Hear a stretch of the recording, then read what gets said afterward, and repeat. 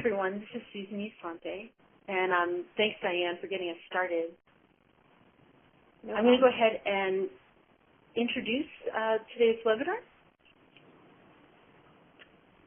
Welcome to the third webinar in our new series.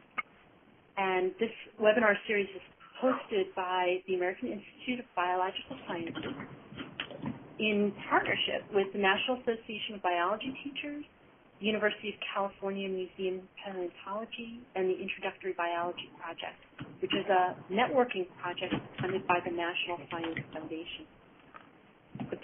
These partners all came together because we had a common goal, and that goal was to support the community of educators teaching introductory biology. The webinar series arose through a number of conversations which took place last fall. We spoke with approximately 70 faculty at a range of institutions about student perceptions about biology, faculty course goals, institutional course goals. And we heard faculty say that we could help by providing professional development opportunities that modeled different ways of teaching, shared a change approach, provided some practical and accessible resources, and included some long-term support. So each webinar in our series will offer some good information about a teaching resource or a strategy and provide some opportunities to interact with the presenters. The next webinars in our series are coming up next month in April, which is going to be on making use of cyber learning in biology classes, and that will be led by Sam Donovan at the University of Pittsburgh and Kristen Jenkins, who's part of BioQuest and the National Evolutionary Synthesis Center. In May, we're going to have one by Diane Anderson on the concept, inventory, and natural selection, which is a diagnostic tool, and she'll also present some biology concept cartoons, which can provide insights into lingering alternative conceptions. And then we'll take a little break in the summer and come back in August with Understanding Evolution, the website. So we're almost ready to get started today. Before I do so, I'm going to turn things over to Jen Skeen, who's going to introduce you to the webinar interface and give you a few pointers. Jen? Hi. Can you all hear me? Yeah. Okay, great. Okay, so I just wanted to let you know that there are a couple of ways that we're going to sort of interact with each other today. In the bottom left-hand part of your screen, there is a little chat box where you can chat in and ask questions and make comments. Now, the presenters and the moderators can see your chat, but other participants cannot. So at certain parts here in our talk today, we're going to be having you guys type in a little bit of information. So if you could now sort of type in using your chat, let us know where you are, sort of geographically, and how you heard about the webinar, just to try out the chat section here. And you can ask questions throughout the webinar using the chat, or you can also ask questions by basically unmuting your phone and then asking questions verbally. So to let us know that you have a question to ask, there's another button down in that lower left-hand side that says raise your hand. You can raise your hand and then I'll know that you want to ask a question and I'll call on you. And then to unmute your phone, you can dial *7. And then to remute your phone afterwards, you dial *6.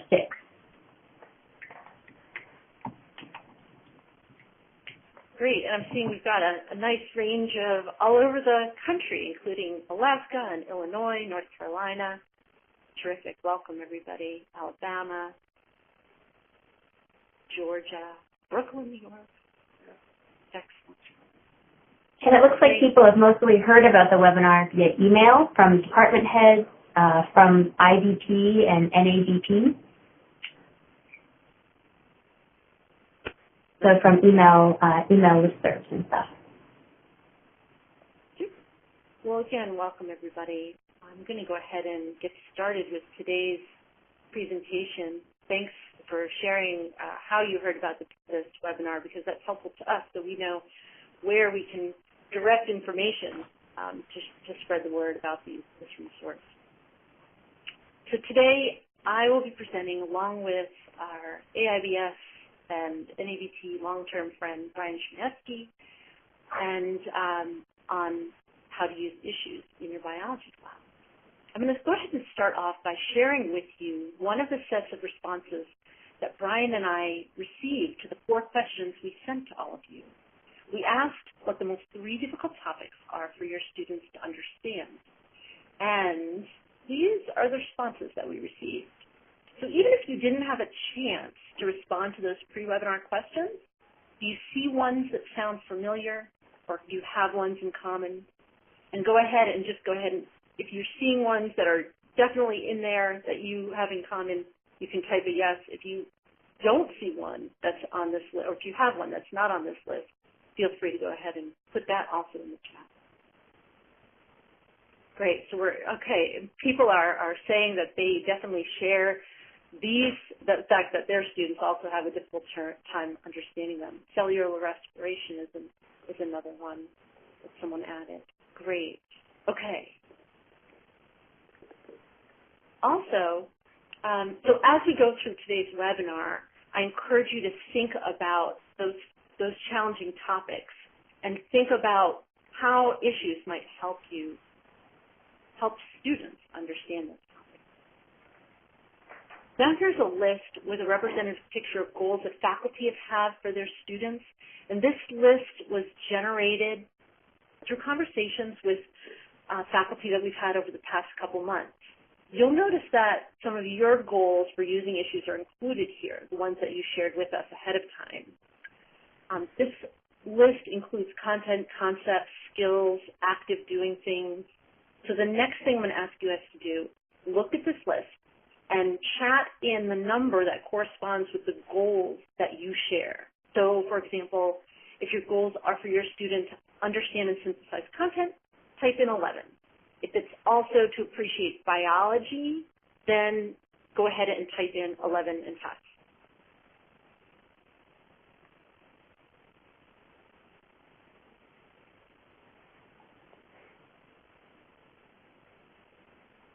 Some people might have multiple goals. Okay, so we're getting some interesting ones here.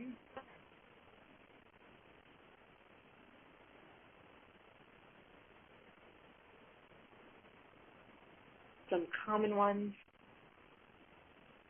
are 13 and 2. Yeah, definitely 19, 17. Great. Okay. Again, as we're going through the webinar today, I encourage you to think about how using issues can help you achieve these goals for your students. Some of you have very many goals for your students, which is great, which is wonderful. The first resource that I'm going to share with you is a web-based resource where you can find biology-based issues. And the resource is organized around challenge areas. That is, it's organized in 6 main challenge areas: biodiversity, environment, genomics, biotech, evolution, and another category which is called New Frontiers. The next thing I'm going to have you guys do is share with me which of these topic areas you're most likely to introduce or most interested in using when you incorporate issues into your course. So would it be mostly issues related to the environment? Is it issues related to biodiversity, genomics? Which one?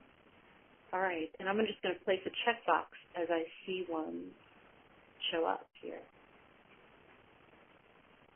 Ooh.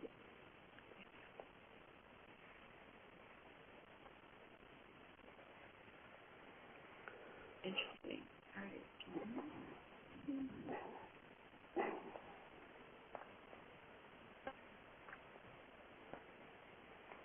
So here's a picture of what you guys are telling us right now. Interesting, there's a lot in, oops, add some more here.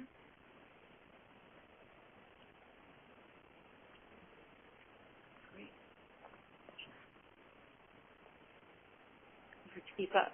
So it's a pretty broad range, good. So the resource I'll show you today will provide you with some good things for your students. All right, next, before I show you the resource, here's one more set of responses. you answered the question, how do you define an issue? And as you'll see, looking at your colleagues' responses, these are all indeed aspects of what an issue is. When you consider what an issue is for the purposes of using it as a teaching strategy, it can really be pretty broad. So this is how Susan Lewis from Carroll College defines an issue. Very broadly, no clearly defined outcome or answer, something which reasonable people might be expected to disagree. Think about issue in that broad sense. All right, so let's go ahead and get down to it. Action bioscience is one reliable source for finding biology-based issues. It's a publication of the American Institute of Biological Sciences, and it's part of the BioSci EdNet, which is run by the AAAS and supported by NSF. So it's a collection of articles and interviews by scientists, educators, students. It's created to motivate the public to take an active role and to promote an understanding of these issues. And here's what the homepage looks like. I'm just going to show you a snapshot of a couple of these sections here. And the first one I'm going to show you is on biotechnology. So here's a topic list or the content list for the biotech section. And students probably have heard something about GMOs or cloning or biofuels. Here's an example of what one of the interviews looks like. This one's on biofuels. And in this interview that our editor, Oksana Floden, had with the speaker at a meeting on sustainable agriculture, he talks about whether or not biofuel production can be sustainable and what needs to take place to make it sustainable. For each of the articles, there are learn more links, get involved, some have educator resources, and they also have information about the author as well. So here's an example of the learn more links for that biofuels interview. And you can see there are other Action Bioscience articles, bioscience articles, which is another AIBS publication, and other links as well. Here's a quick snapshot of the issues in the environment section. And certainly climate change is one thing that your students have probably heard about. Maybe they live in a coastal area or particularly interested in coral reefs. Here's one of the articles that's in that section. And here's another article in the environment section about the dosages, toxicity in the environment. This also talks about EPA setting safe levels for substances found in our food, in the water, and the environment, and talks about different responses that living things have based on species or life stage. Perhaps your students have had some sort of interest in the pesticides at your institution or heard about endocrine disruptors.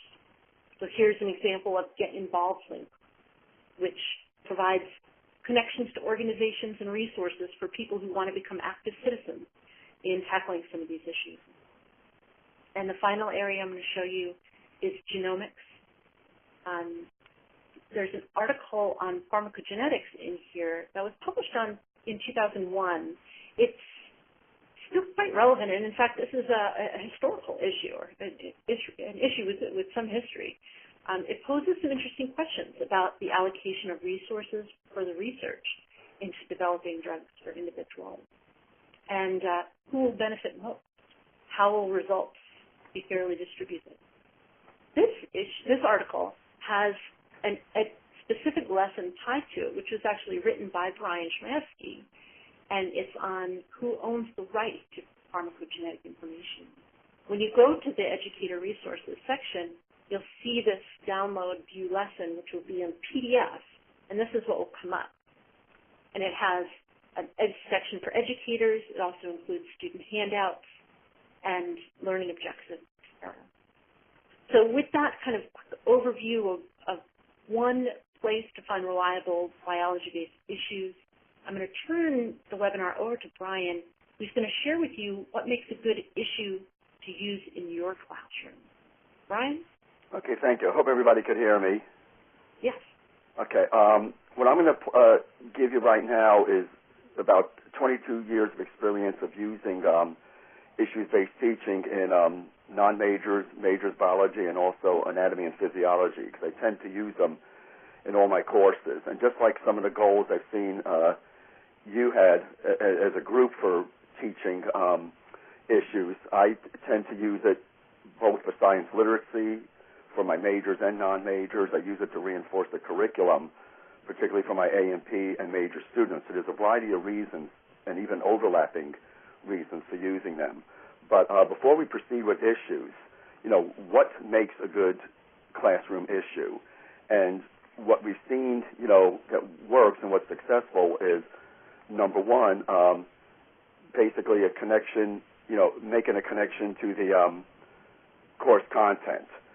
This is important for us as academics, just to justify why we're using issues. So any particular topic you cover, anything that has to do with the course content, makes a good issue. This is also important for students, because if they know that they're learning, and I hate to say this, but testable material or material that's pertinent to the class, they can address and attack the issue a little more seriously. Number two, and this eliminates a lot of problems we'll discuss later with using issues, is it should be data supported. And I'm going to go into the reasons why. But when we're dealing with science issues, we really need to deal with facts. And what I do is use a lot of the facts that they can get out of the textbook, out of surfing the web, and just from the literature. Another important thing that keeps student interest in issues is use real rather than fabricated issues. And again, this is because you're going to be using facts and addressing real-life situations. This also adds to the next topic, which is the relevancy for the students. And this is kind of funny. I've been teaching 22 years, and if I mention 8 tracks to my students, they give me this glazed look. And we have to really be careful about this when talking to students, that what's relevant to us as faculty might not necessarily be relevant to students. So when I pick examples that are related to the course content, I try to think of things that are pertinent and important to the students, and not necessarily what I find pertinent and important. Next, for a classroom issue, is it needs to be controversial. It can't be just easy to deal with, and plus it has to be problem-based. So it can't be something that can just be answered with a yes or no, but rather has some type of justification that we could use the facts to back up. And last but not least, I encourage issues that use the process of science, that again are research-based, tested, and actually encourage the students to look up the literature or think about what is real experimental method that went into the issues. So this is what I look as the criterion for successful classroom issues. We don't necessarily see this a lot of times on the way science is presented in the news. What I'm going to do now is since I'm an instructor, I'm going to treat us like we're students and try to teach you how I would use an issue in a classroom. And since most of us are college faculty, I'm going to present an issue that's pertinent to us. And this is an issue I sometimes present to my faculty. Faculty should be accountable for demonstrating the improvement of learning for all students in a course. Now, before we proceed with this, there are some ground rules students have to have when dealing with issues, just like we have to have when looking at this. So first of all, what do you know about the issue? And what I do with this part is ask students to research the issue itself. What facts do they know? What's available to them? What do they know even from a gut level? What's available to the research? So just to, I guess, cue the audience, to ask the audience, you can chat in, do you know enough about this issue that you feel you could argue it? And if you'd like to raise your hand and chime in that way, feel free to raise your hand. Yeah, if you want to, yes. So faculty should be accountable for student success. So what do we know enough about this issue to say that we could argue it?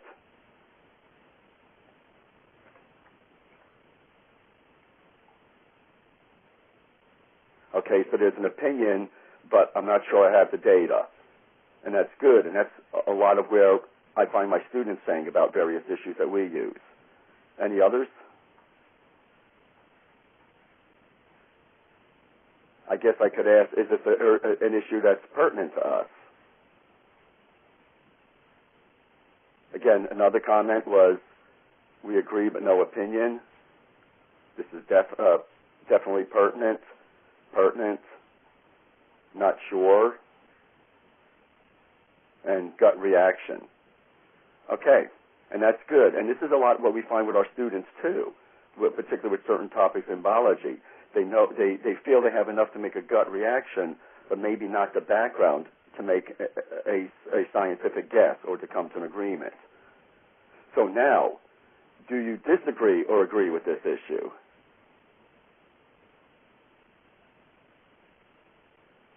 And again, you can do this by typing in. We got one agree, disagree, agree, disagree.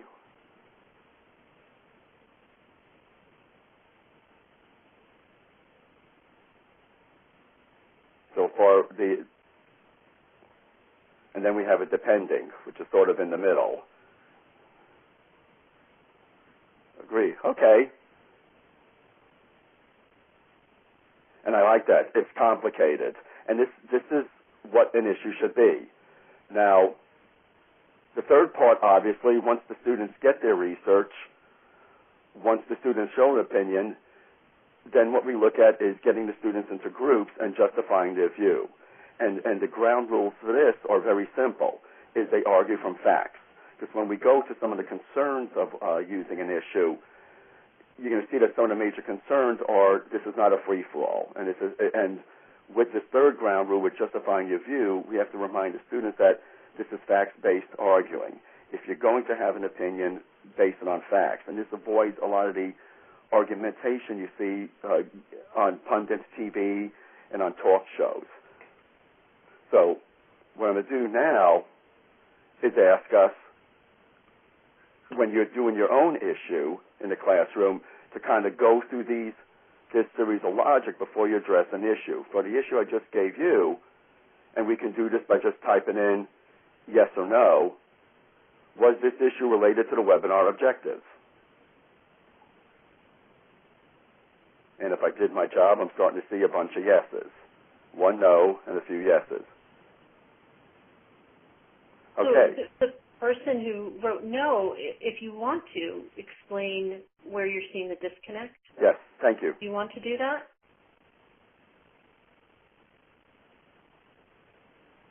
And if you do, you can raise your hand or just type.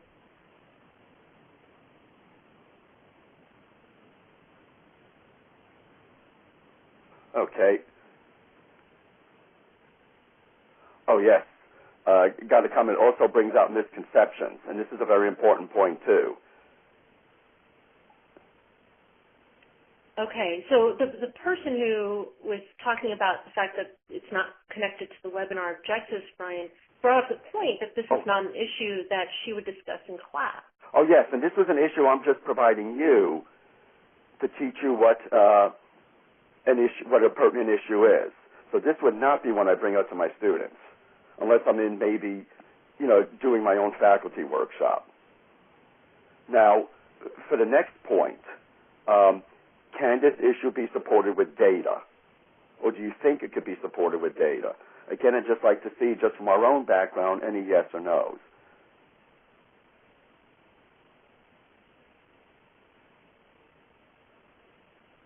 So we're getting I don't think so and a bunch of yeses. Yeah, and Jen's going to attempt to do a tally in writing here. Oh, good. Thank you. Okay, and hopefully for our own sake, and there's some not sures. And again, this is what we're going to find when we're teaching issues with our students. We're not going to always get a yes or a no. And this is where the whole idea of the issue comes in, is it becomes a convincing model for looking at the people that are in the middle, or even looking for the people that say, yes, I have a definite yes, or a definite no. Now, is this issue real? And again, we can just show some yeses or no's.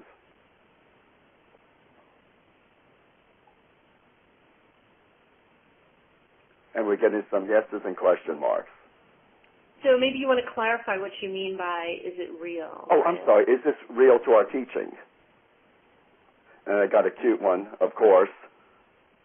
Yeah, so again for us, this is something, now why is it real? Because it impacts us. And we know it's something that's on our job and it's contemporary. And this is how an issue should be to our students, too. It should be something that brings out an emotion is pertinent and relevant. So and it's a real situation. It's something a lot of us are dealing with. So again, even in biology, we want to pick an example that is real when we're developing an issue for class. And someone even pointed out just now, Brian, that some institutions are requiring assessment. Yes, and that's what we're going through too. Yes, middle states require assessment. And the relevance, the contemporary relevance is actually part of this too. And just to go down here, this is a particularly controversial area for us. Was it problem-based? Because it does force us to address the problem and to look at the issues behind the problem and to look at the resolution of the problem. And now, last but not least, just for all of us to think about, does this type of process illustrate issues-based teaching? So do you feel something like we just did, looking at our responsibility as teachers to deal with the success of students, does this example illustrate what issues teaching is? So do you feel you understand it now? And we're getting a fair amount of yeses here. And yes, without the ability for real discussion. And I do this discussion with my faculty, and this is something that requires, this is about an hour discussion at least to resolve this issue. For our students, it depends on your usage of the issue, and I'll discuss that in a little while. It depends on how you use the issues, and I'll give you examples, because some issues you might want to design for 10-minute class discussion, maybe a whole class discussion, or a take-home discussion. So this was just to give you a feel of how to develop and what are the criteria for an issue, just so we felt it without having to go through the issue, because I would have loved to have us discuss all this. Now, the next thing I'd like to go through are what are the real barriers and what are some of the concerns of using issues, and then what is some of the input that we received about using issues in the classroom. Two of the fundamental barriers of using issues in the classroom is, first of all, dealing with students' prior misconceptions or misunderstanding about science. Just to distinguish between the two, misunderstanding basically just means they don't know the science behind it and don't understand the scientific methods behind it. This is what I use the class content for. So what I'm hoping I'm doing when using issues is providing class content that is accurate to the issue, look at some of the science behind it or some of the science that went into that concept, and then using the issue for them to apply the science. A lot of my students come in with misconceptions that actually are solid barriers against what I try to teach. And I could lecture to them, and it's still not going to tear away the misunderstanding unless they try to use those concepts in an issues or problem-solving situation. Number two, what we run into as barriers when using issues in the classroom are what we call misconceptions. The difference between a misconception and misunderstanding is a misconception is just total opinion or pseudoscience rather than science itself. And what I have up there are organic cattle bottles. One issue I dealt with some teachers in Alabama where they were concerned that, and this is kind of a funny one, but they were concerned about the use of hormones in cattle, particularly the dairy industry and some of the beef industry.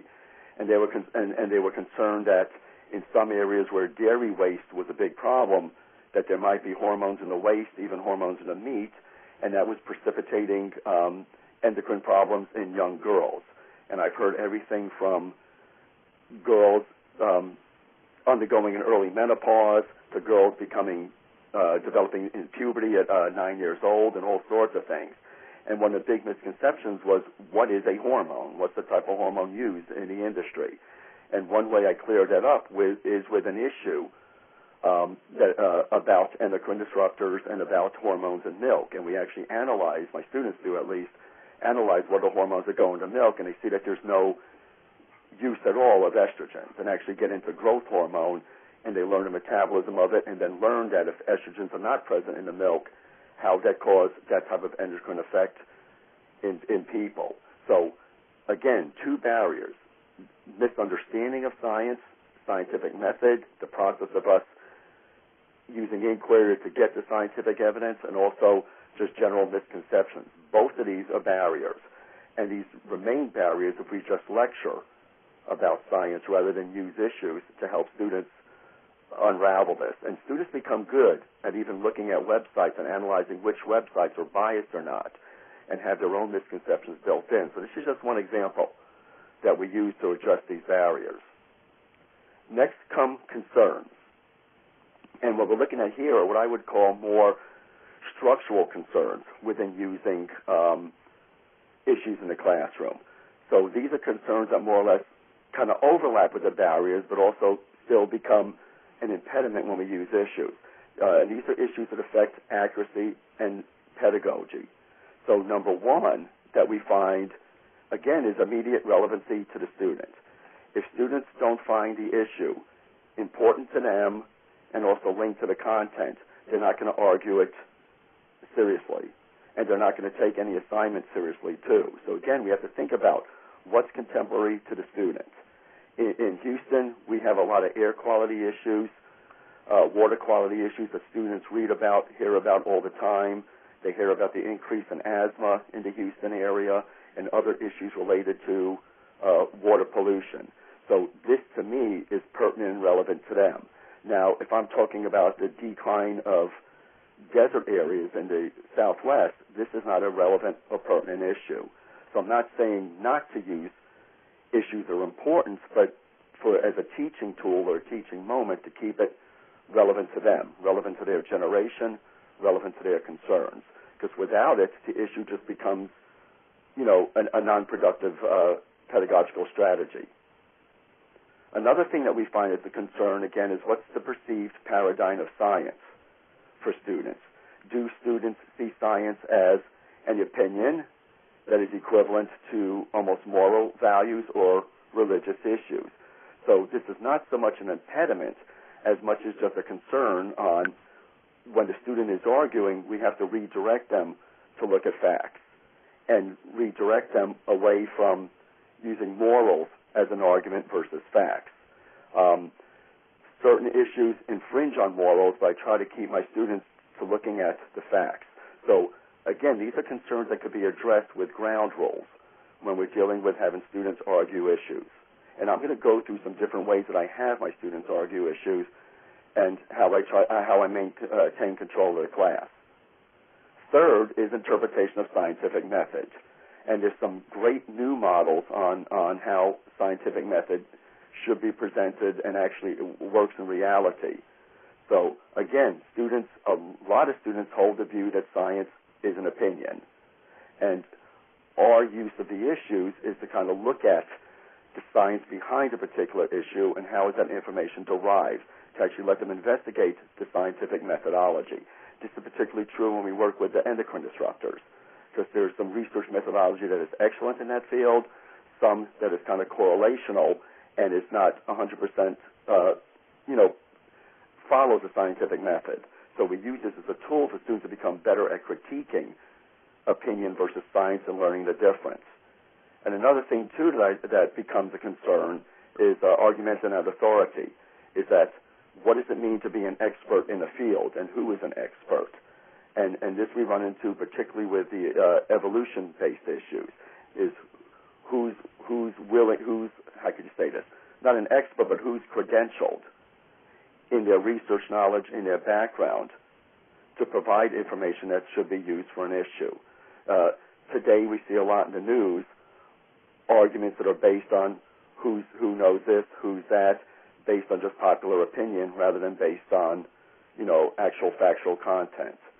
On the bottom, I keep a little caveat here when using issues, particularly when looking at the accuracy and pedagogical value, is I can't make the assumption that my students understand scientific method, understand the difference between, again, moral decision-making versus ethical decision-making or versus fact-based decision-making, and that they really understand, again, the scientific method and proper argumentation style.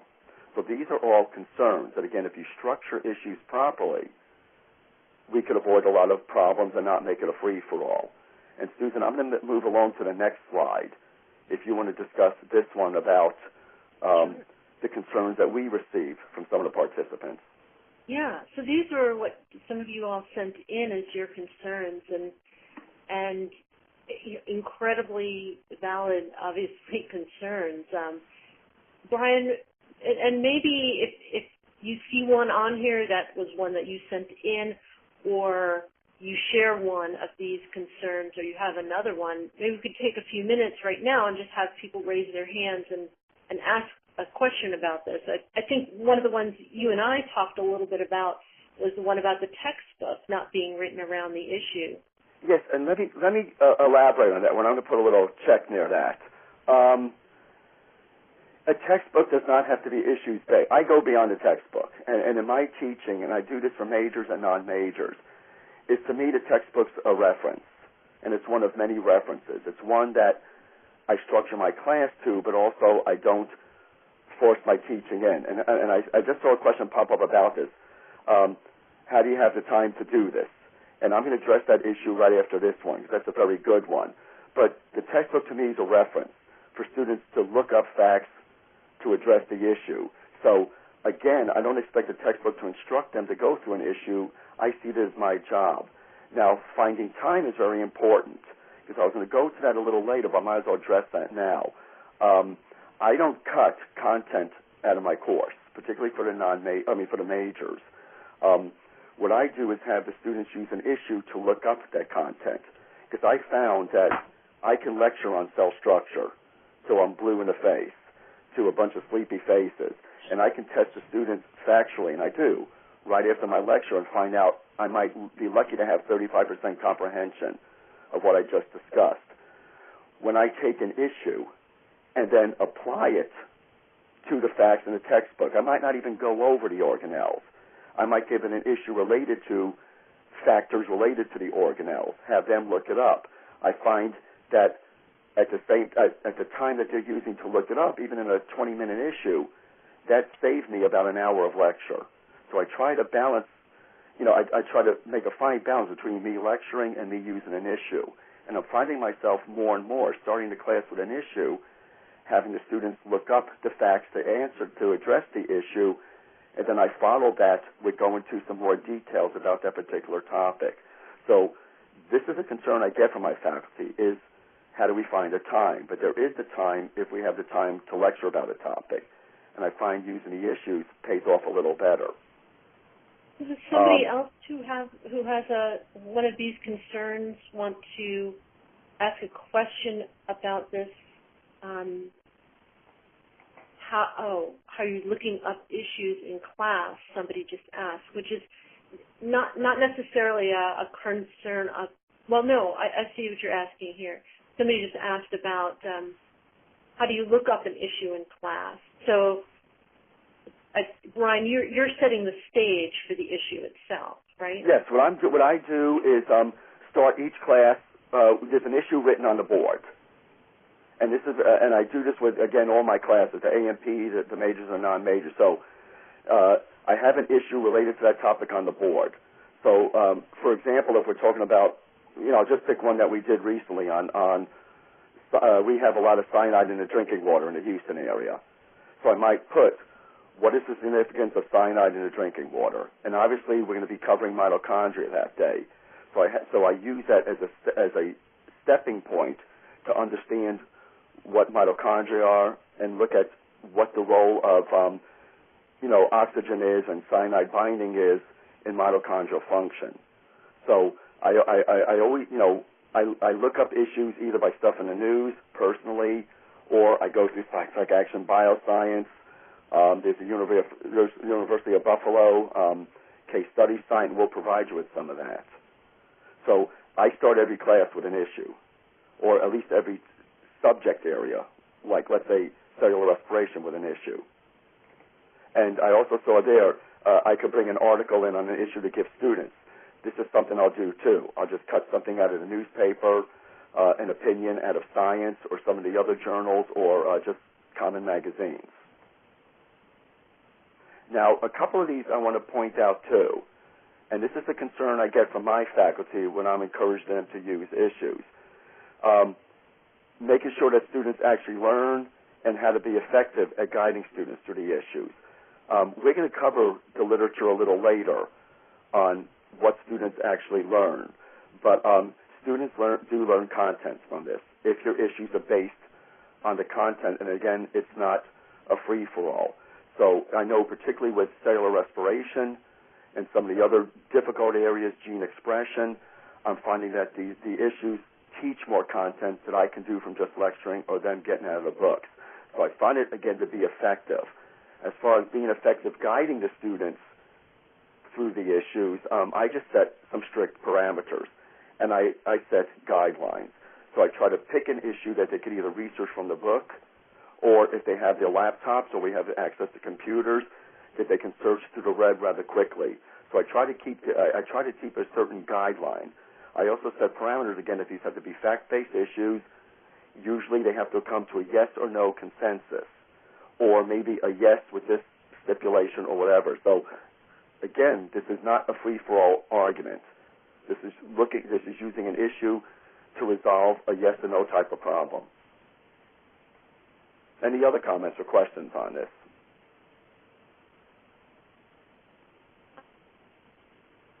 I'm not seeing any hands raised or chats, but I do want to bring up the one about the ensuring you have knowledge necessary about the issue. And certainly, there's no way each of you can be experts on every issue out there. And one of the things that, as Brian said, we'll provide some references later, but Susan Lewis, in an article I'll share with you a little bit later on, talks about being side by side with her students in learning about the issue and being a guide to learning, which is a very different model from the way that maybe there's a discomfort with that.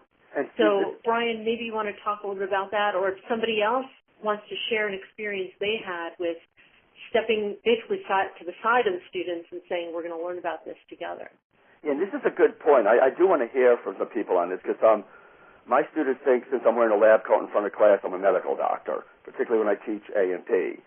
And I'm trying to set the tone to my students that I have a specialized degree, I have a certain content area, but I also have opinions about issues that I'm not familiar with, so I have to look them up too.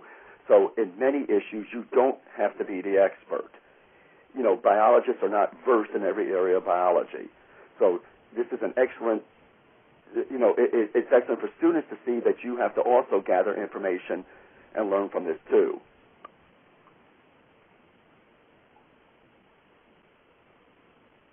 Okay. Anyone have? Oh, okay. I see some a comment here. Chat says have students work in groups and discuss the issue. For example, human impact on the environment with a garbage dump. Yeah, that's a great issue to bring up if it's local to your. Yeah, this is excellent too because it's again, do we have an impact? Do we not? And then students have to research this and actually have to think about what is the impact, of this particular garbage dump issue. This is a good one. Has anyone had the experience of not knowing all the answers about maybe an issue or a case study you've used?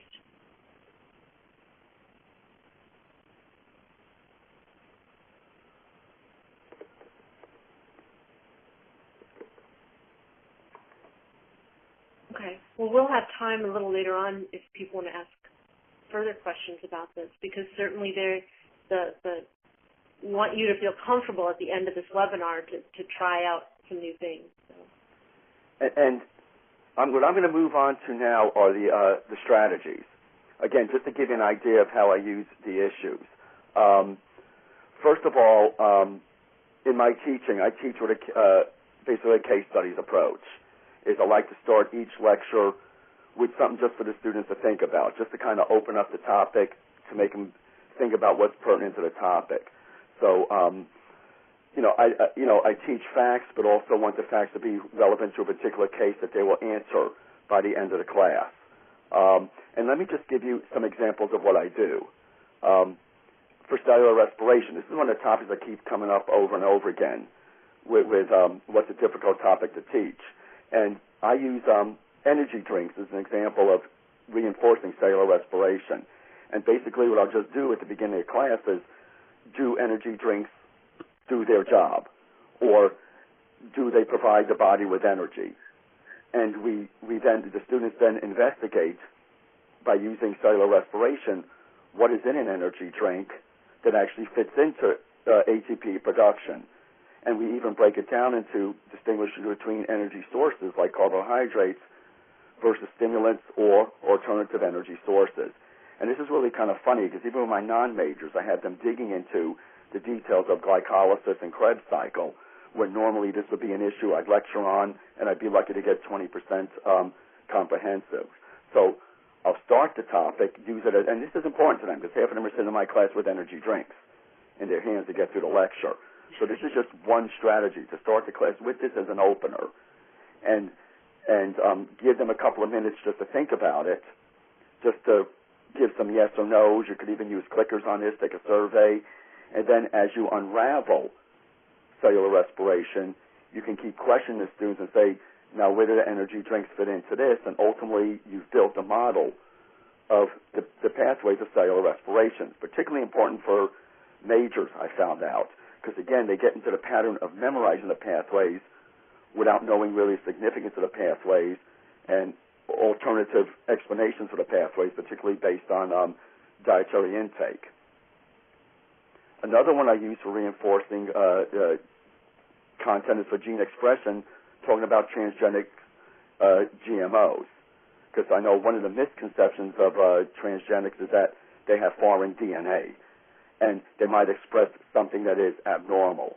So students look at, we discuss how to make a GMO just very briefly, just so they understand the mechanics of it, and then use gene expression to try to explain what happens when we're changing the genetic information of a creature or inserting a gene into another creature. So again, this is just something I use to stimulate the class. I would present an article on transgenics and let them think about, are these good or bad, and what are the issues behind it, and how do we scientifically look into this using gene expression as a teachable moment. Photosynthesis, I know, is one of my students' favorites to cover. I use global climate change. Now, we don't go into the aspects of is global climate change real or not, but we look at what are some strategies for reducing CO2. And we look at then photosynthesis as a model for CO2 regulation or CO2 uptake. Because I know in the city of Houston, we have a tree planting program which is required on all highways and near airports as a way of controlling CO2 output. So students evaluate this. They look at why photosynthesis fits this need and what are some other areas. And we even look at research on using algae as scrubbers for CO2 as part of a new program for reducing manufacturing output of CO2. For cell membrane, particularly when we get into receptors, I use endocrine disruptors as a way to stimulate information about teaching cell membranes, transduction, signaling, and all of that. For evolution, we look at sociobiology. And this is one I like to use because this is a controversial one in itself. So I might start with the issue of, has human behavior evolved or do humans evolve? And then we literally critique what is evolution, what are the mechanics, what is really going on behind it, using sociobiology as a model. So these are just some strategies that I do. Again, I try to keep these pertinent, related to a topic in the class. It's something that's contemporary, particularly sociobiology. We see a lot in ad campaigns and a lot of psychology right now, and make sure that it has some factual basis to it, that we could override some of the emotional arguments by backing it with facts. And Susan, any comments on this? No. Great. Then what I'm going to do now is move on to the next slide. And just to say that what I discovered in my classroom, just to give you an idea that this is not a waste of time, it's not, compromising lecture, because I'm finding myself lecturing maybe now, at one time I used to lecture 90% of the time, now I'm lucky to lecture 40% of the time, to be honest. And that's even true in my majors courses, is Issues-based teaching is backed by research, and what we've picked here are two classic models that are research-based on how issues teaching is used in education. In management education, I found it in medical education, law education, and even in engineering, where they're finding themselves lecturing less and using issues to reinforce content. And that goes along with the first reference here. For the second reference, and I'm sorry, that one didn't click. This is a great one that looks at human cognition and using the emotional impact of issues to reinforce teaching. And this goes into brain theory on how, by using what they call multidimensional learning, is that a lot of the content that students use in an issue sticks in their long-term memory, rather than, again, a lecture, which is lost literally minutes after the student walks out of the lecture, if they have any recollection at all once they're through the lecture. So there is a decent research base to this. Okay, I just want you to understand. And again, the evidence is showing, and this is stuff we've heard for years, less lecture, more application of the content. Because again, I find myself not even covering some of the content and having them use the issues to unravel it and even ask me questions if they don't understand something, particularly with cellular respiration. I get a lot of feedback from the students on what they don't understand about it from the issue. And they'll even ask me, is my argument correct? Are my facts correct? And I find a much better teachable moment. Now, to the next slide. Why I'm not moving to the next slide. Is there assessment? Something's up with my computer right now. Okay. Well, the assessment slide is up. So. Okay. I just don't see it yet. This is the biggest criticism of using issues in the classroom. And if we're using issues properly, particularly content-based issues, understanding could be measured with traditional multiple choice testing. For example, in the case of mitochondria, a lot of us teach about mitochondria related to, we talk about cyanide's inhibition on mitochondria anyway. So I can test on the role of cyanide if I use this as an issue and just use regular test questions. So again, for understanding, you could use traditional questions. For comprehension, what I find myself using, you could use critical thinking type comprehensive questions, or you could use essays, or what I sometimes use are 5-minute papers. So again, this is how I would go about assessing. I don't change my style too much, and I'm really finding that I could use my normal assessment practices with the issues. And I found with using the same test, matter of fact, my college did a study on this, because we use issues-based teaching actually for our ADA students, or disabled students, and learning disabled students. And what we found is that they show a higher comprehension and higher test scores in the same darn exam that I lecture from versus uses issues in. Great, thanks, Brian. Well, I'm going to go ahead and share with them a few more resources that might be helpful to them. Okay. So the article that was referenced at the bottom of that assessment slide is this one, found in Action Bioscience by Susan Lewis. And in this, she describes how she uses issues in two classes, one for a non-majors course and the other for a primarily majors course.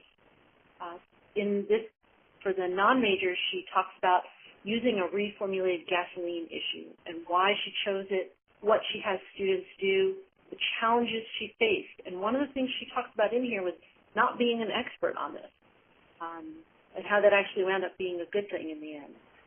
So for the second class, she talks in this article about assigning a series of issues and then having students become experts in those issues.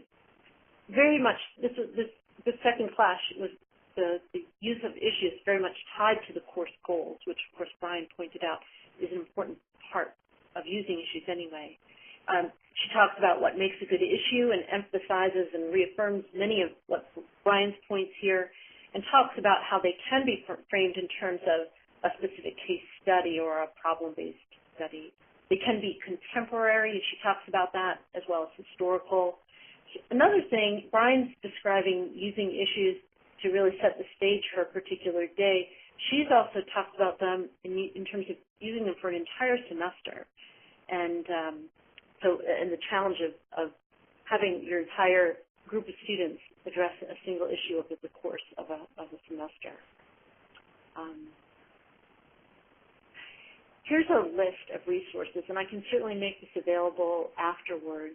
Here you'll see the article I just talked to you about, this one, that if you want to learn more about how she used the reformulated gasoline issue in her course, this article, which is actually in Bioscience, and I apologize for not putting the actual journal here, is a great description of her strategies, the resources, successes, concerns, her students' confusion and frustration. She shares a lot about that and talks about how scaling up or scaffolding up to using much longer-term issues-based approach is a good thing.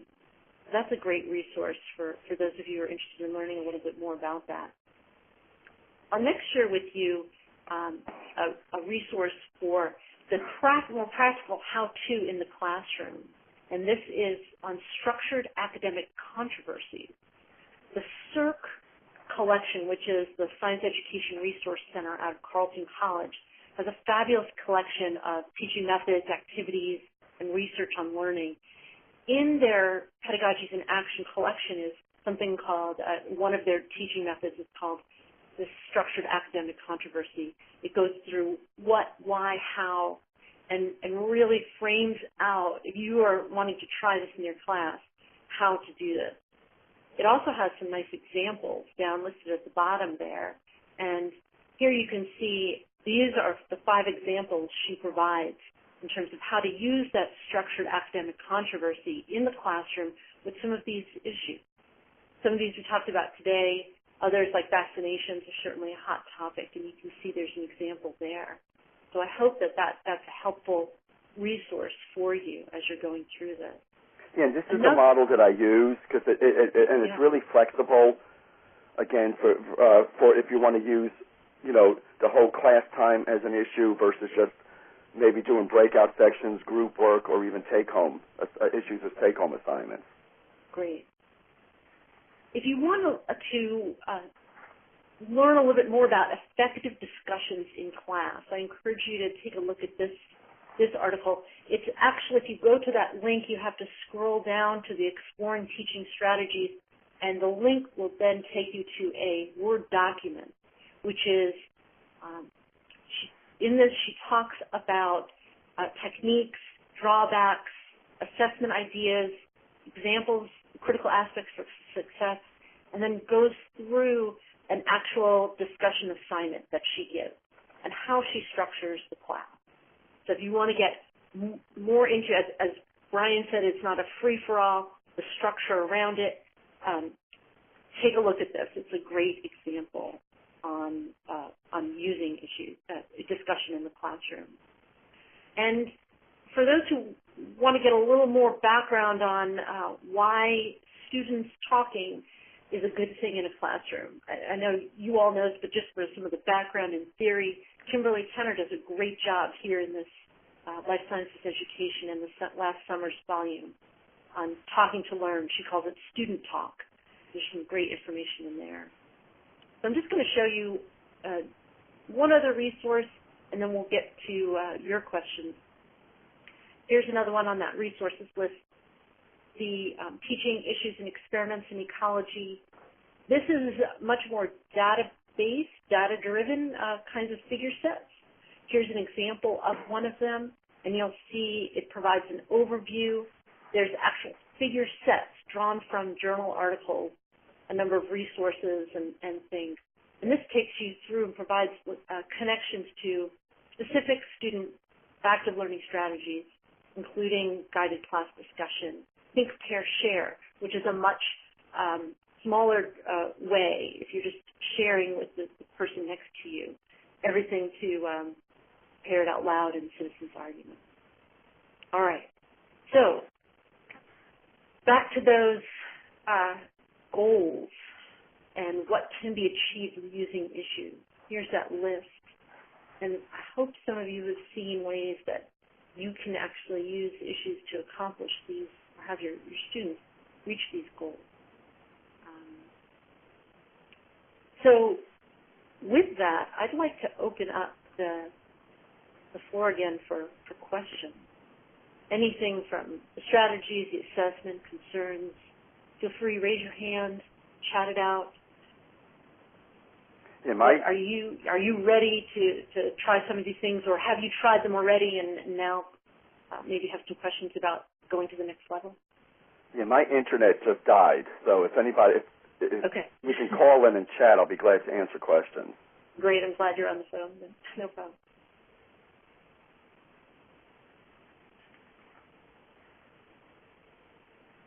Yes, we'll definitely provide the resources, that resources slide that I showed you a few minutes ago, certainly. Brian, this is Jen Skeen, and I have a question for you about how many issues would you use in a semester? Wow, it depends on the content. I'd say for every chapter, just to go with the way that the topics go, for every chapter I give an issue. So I'd say I have a 16-week semester. Class meets about 6 hours a week, so I'm almost using about 2 issues a week at least. And again, I'm sorry. It's about 2 Go ahead, sorry. So I'll be using about 2 issues a week, again, that correlate with the topical chapters in the book.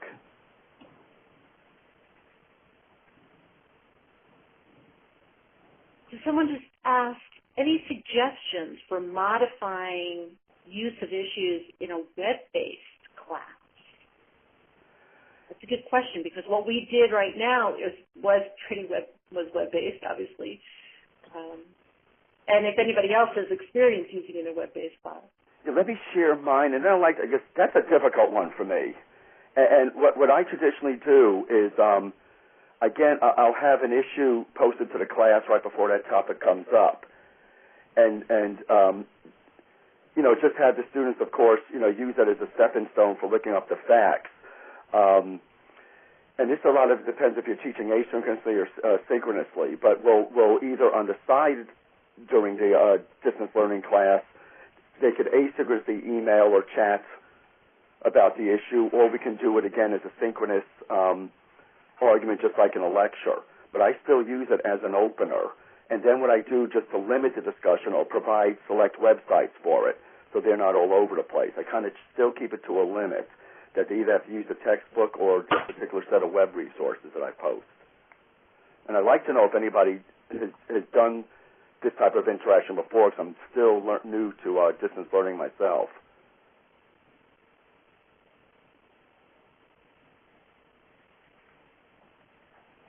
There's a question here about whether your students have prior knowledge about the issue before being presented, and whether you have them read the chapter before class or do any other kind of work before class. Oh, you mean, do I expect my students to have prior knowledge, or? Yeah, do you expect them to have prior knowledge, and do you assign homework to them? It maybe to prepare. With the non-majors, I can't expect that they've read the chapter ahead of time. For them, I'm teaching more literacy. So I use the issue as a way to first look at what's their understanding of it and what are their misconceptions and misunderstandings. And then we progress through the issue, and use it as a teaching tool. For my majors, I expect them to have the facts to back the issue already. So then we can look at and evaluate what facts we need to argue it. So it depends on what my outcome is, and what the particular class is. Another question here asks if you've tried using issues in an online discussion board. Have I? Mm-hmm. Or of any of the other participants, I wonder. Yes, and again, I'm still doing hybrid type teaching, so I do have time where I meet with the students and we can argue an issue. But again, yes, I do. I use it as a way to, again, introduce a topic. So I'll post the issue right before they're supposed to access that particular chapter, and again, use it as a starting point, to begin either the discussion or to begin for them to study. So I might give it as an issue, I might just ask their opinion on it and say, what do you think of this, using your textbook or whatever resources I provide, and they will supply me with the input. I have some other faculty now that are using it for distance learning, and I haven't seen the outcomes of what they're doing yet. But yes, I have, and I found it, to be just as effective. But again, there's so many modalities of distance learning that I'm seeing now that it varies whether you're doing it asynchronously or synchronously. And I'm back live now, so I'm on the computer. Hi, this is Brenda in Virginia, and I was wondering, do you have any kind of assessment you use, or how do you make sure that just not a few are pulling along the rest of the class? And the funny, that's where my standard assessment comes in. To be honest, when we were doing a controlled study on this, what we were doing was assessing. We were actually having students evaluate team members on what each student's perception of what the other students were contributing to the discussions. But the literature shows on the group work is that even at those that tend to drag their feet, still gain from watching the discussion, I hate to say. So I'm mostly looking at content retention, and for the majors, and even the weaker students are pulled through.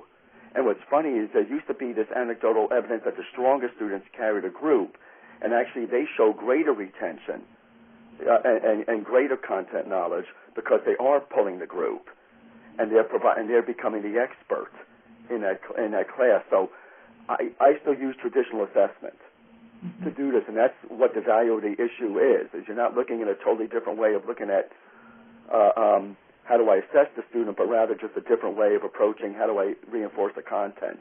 So any instrument that looks at content retention is valuable. And again, you'll know students that are not participating because they'll still show lower content comprehension. I hope that answered it. Yeah, thank you. Because I don't want to give people the idea that you have to test differently, and it's just looking at a different way of teaching and becoming part of the learning process. It's not really a different type of assessment. Right. Yeah, I've tried some group work, which I like, but I'll just get, maybe 50% trying very hard with it, so. And the secret, again, is,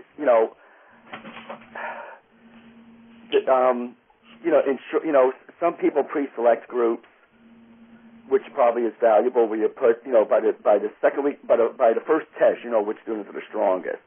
And what the literature is showing is that if you have a strong student in a group of those that, how do you say that, politically correct, are not strong, all of them raise to the next level. You can look at almost a half a grade point to a grade point on an exam difference with the whole group. If you put, obviously, a weak group together, that group is not going to gain any benefit from the issue. So, and issues don't have to be group work. It can be something that the student is sent home alone to do. But what I ask them to do then is look at both the pros and cons. The group work is just an added bonus, and it does have some, pedagogical value. It's just, keeping it contained and knowing when to use it appropriately. We have a comment from Michael. Michael, could you dial *7 to unmute your phone? Hi. I was, one of the things that I occasionally use, and I'll often do this in a summer course where things are a little bit more laid back, is have what amounts to formal debates on topics, especially in an environmental science class. And we'll look at things like, genetic engineering, climate change, any of the, issues where there's a lot of information, I think, on both sides so that the students can really get a reasonable background on the issues. The way I approach it is that if I can't get students to sort of, choose sides on their own, I'll end up assigning people so that they're equal. But my point in this sort of debate is so that students learn both sides of the issues. And when it comes to their research, one of the things that I emphasize is that when they are doing their research, that I give them some specific questions to guide them, that when they're doing their research, they should not only be able to answer the question from their point of view, but have a good understanding of why the other team is going to present the opposite point of view. And the whole idea I have with these debates is really just to, have them do some critical thinking about the issues so that they can see both sides. I'm not so concerned about whether they are providing information that is correct or environmentally correct or however you might like to look at it, but rather that they are doing enough research that they can think really pretty critically about the issues. At the end, the grades that I give are, reasonably subjective. I try to give them some guidelines for what I'm looking for, but those grades are going to be subjective. And then as Brian was pointing out, I think I have to end up doing some sort of more traditional assessment, like some multiple choice questions or other sorts of exams like that. So it sounds like, Michael, clearly one of the goals for your course is the debate comes from the whole debating aspect of the activity. So right. It really would depend on what people's course goals are, whether or not they will put aside, do what you just described. Yeah, and I end up doing it generally 2 debates per semester that account for about 30% of the course grade. Now, your debates, they include a lot of content? I'm sorry? Your debates include a lot of content within that debate, or is it particular to a topic? I give them a topic. For example, genetic engineering, or what are some of the other, like using DDT, for example. Okay, good. And I give them enough guidelines. These are generally non-majors, and okay. I need to give them enough guidelines so that they don't go too far off the topic. But what my point is really to get them is to think more critically. Where the subjective part comes in terms of my grading is that some people are just sort of naturally good debaters and others are not. And I try to get that out of the grading point, because some people are just not good at that, and it's not my role as an instructor in this course to make them good debaters, but rather that they are able to think critically about the issues. I just, related to yours, Mike, I just saw a great comment from Oksana about stakeholder. One thing that's big, our environmental science is also a non-majors course, and one thing I try to get our faculty to focus on that is to look at the stakeholder experience, because I know in state of Texas, we're going more towards a stakeholder system of looking at environmental quality. Mm-hmm. And this is very particularly important to our students, because they're going to be the determinants now of policy and assessing policy and seeing if this is policy they want to pay for or live with. They actually have that option. Right. So, that really starts to hit home. To say you have a decision in this, and most of my students aren't even aware that these public notices come up. So I really tried. What I would do is pull a public notice, because I tend to use many more issues, of smaller content. But I'll pull a notice, for example, right now on elevating the levels of arsenic in the drinking water. Sure. And some communities don't want to pay to have the arsenic removed. Right. They don't see any detriment. So I'd love the students to address that issue and say, what do you mean? How do you measure detriment? Well, here's the effects of arsenic. So, these are all good strategies, and particularly for the non-majors, to let them know that they do have a say in this, and to expose them to this whole issue of stakeholders, to public meetings, to what is going on in their community. Right. I think that's a great idea to bring something in that's really close to home. I haven't used this, but now that you mentioned your example, maybe I will. But for 8 or 10 years or so, they've been talking about putting a landfill in an area not too close. I'm at Penn State, about maybe 45 minutes away from campus, And so we talk about solid waste and what state-of-the-art landfills look like these days.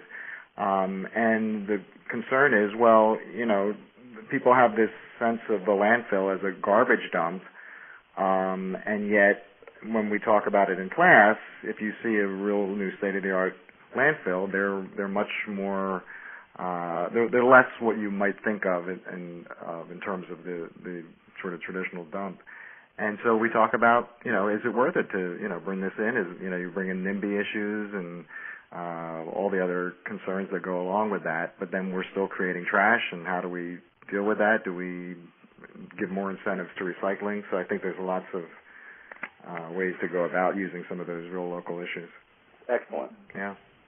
So we just had another, thanks, Michael. We do have another question about how do you basically keep it on the science? How do you prevent the religious view coming in when you're talking about an issue? Maybe you can share some of the guidelines that you, or the ground rules that you use. Wow. Yes, these do pop. When I introduce my class, we actually do have ground rules on looking at what is measurable in science, and I try to be respectful of religious views, but also just outright state that we can't measure metaphysics. That metaphysics does have a role in society, and it might play a role in public policy. It might play a role in certain medical decisions, but when you're assessing the value and content of science, it doesn't have a role. So I regularly, strictly reinforce, what is measurable, what is metaphysical, and I do that almost with every topic just to keep students, on target that we have universal measurements. And then when we get into where measurements are arbitrary or based on faith, that this has a role in society, but not particularly in this issue. Now, maybe how people, and then we look at perceptions of issues versus using issues to scientifically resolve a problem. So, I nip that in the bud right away. I don't squelch religious views, but I just kind of have the students think through their mind, does this religious view have a measurable component to it? According to the criteria that we give for how scientific measurement and how scientific method works. So it's a very good question. And again, it keeps those out of it. There's nothing wrong with restricting the issue. There's nothing wrong with it, particularly when it starts running into religious debates. And I just had that come up recently in an embryology lesson, when all of a sudden when a student said, is an embryo alive? And tried to bring in the abortion issue. And again, we had to squelch it by looking at the morality issue versus, the development and the impact, the impact of development on the fetus. So again, just set boundaries. There's nothing wrong with that. So great questions, and I'm glad we were able to address some of them. I'm going to move on, and we'll have maybe a little bit more time at the end for those of you who are developing questions in your mind. I wanted to let you know about the module that we are actually working on developing in collaboration with that CERC site that I told you about a little bit earlier, with a project called C3, which is about cyber learning. And we want to put together information that Brian has, that Susan Lewis has, and others have out there into a nice module that provides examples and references specifically on using issues-based teaching in biology. So if any one of you are interested in being part of that, either by contributing an example or writing part of it, it will be a peer-reviewed publication that will go into that library.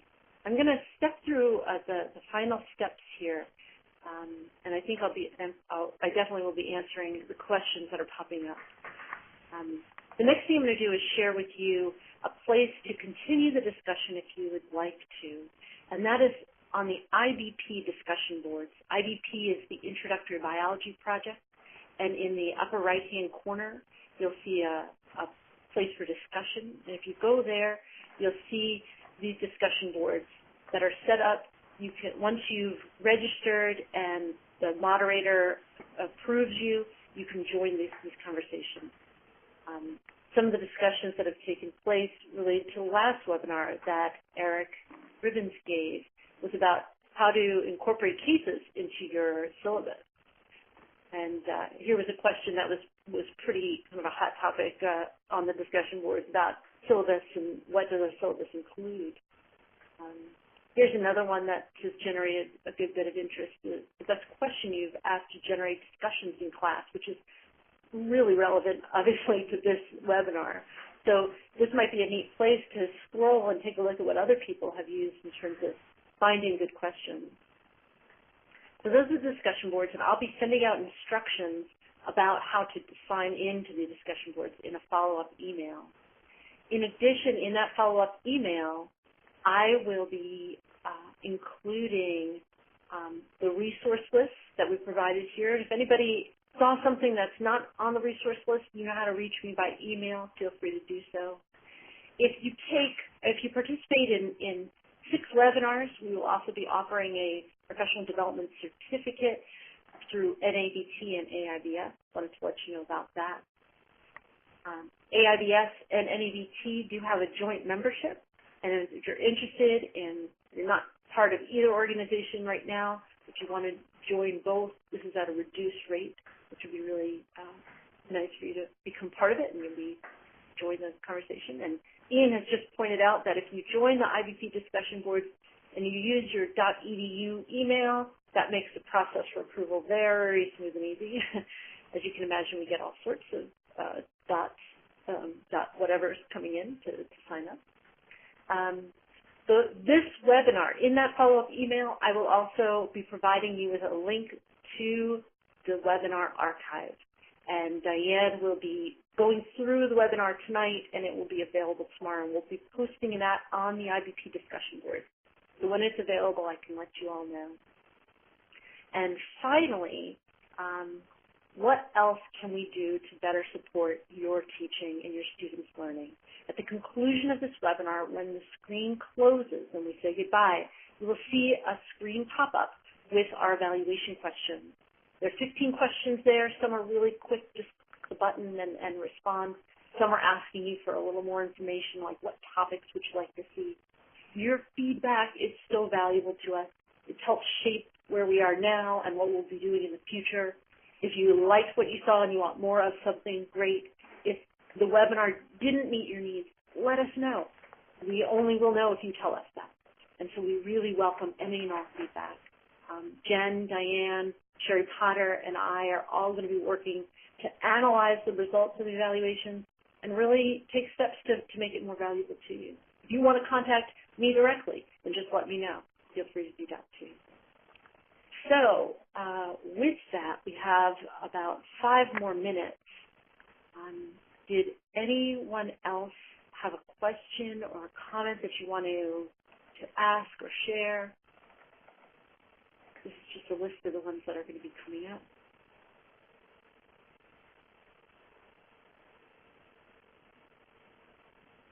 All right, probably enough wait time, I would guess. Brian, any final things you want to say about today's webinar? Yeah, just again, a closing comment is that, what we're finding again with the issues, it's not a way to replace teaching content.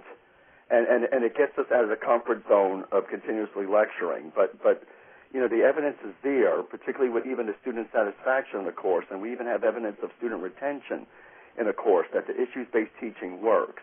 And you don't have to jump into it 100%. I'm not saying there's no room for lecture, but at least use it as a way to either reinforce lecture, to introduce a topic, or, in an environmental science class, you can get away with probably using it 50% of the time, particularly if you're doing it for non-majors. So this is just another tool to supplement teaching, not necessarily to replace what you're doing. So, work within your comfort zone. And also keep your traditional testing, because this is a way to see how effective this really was. And I saw a comment about, do you have references? The 2 citations I gave you have very good bibliographies on that. So from 2 different perspectives, one from a teaching perspective and one from a neural learning or perspective. So there are ample references. I could put some more together if we need to. Yeah, I'll send those out. I will definitely send those out. And somebody asked, could Brian put some of his lessons on the web? I'm actually going to twist his arm a little bit to help with that module that I was telling you about, so that maybe Brian would incorporate or contribute some of the examples. Yeah, I'll do that. Thanks, Carol. So yeah, I'll include references. If there's anything else that you want from today's webinar, again, it will all be archived, but if you just jotted down something and you don't want to watch the whole thing again, feel free to send me an email if there's something I don't send out to you that you really want. Anything else? All right. Well, if not, sounds like everybody's finished for the day. Thanks again so much, everybody. We really look forward to getting your feedback, look forward to hearing from you and seeing you at upcoming webinars. Thanks, everyone. Yeah, thanks.